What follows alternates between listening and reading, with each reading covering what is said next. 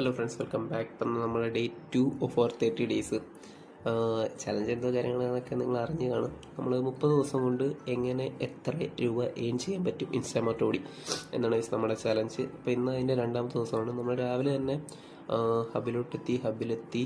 പിന്നെ അവിടുന്ന് first order ചെന്നപ്പോൾ തന്നെ അടിച്ചു. ചെന്ത പറ്റിയത് അറിയത്തില്ല. ഫസ്റ്റ് ഓർഡർ ചെന്നപ്പോൾ തന്നെ അടിച്ചു. അത് ഒരു 20 രൂപ കിട്ടി. അത് കഴിഞ്ഞ് പിന്നെ നമ്മളെ ഇരുത്തിയത് ഒരു അരമണിക്കൂർ കൂടുതൽ പിന്നെ നമ്മൾ ഹബിലിരുന്നു. അരമണിക്കൂറിന് വിരാമം കുറിച്ചുകൊണ്ട് വേറൊരു ഓർഡർ അടിച്ചു. അതും ഏകദേശം ഒരു നല്ലൊരു ലോങ് ഡിസ്റ്റൻസ് ആണ്. 3 കിലോമീറ്റർ. അതിൻ്റെ കൂടെ നമുക്ക് 30 രൂപ ടിപ്പും കിട്ടി.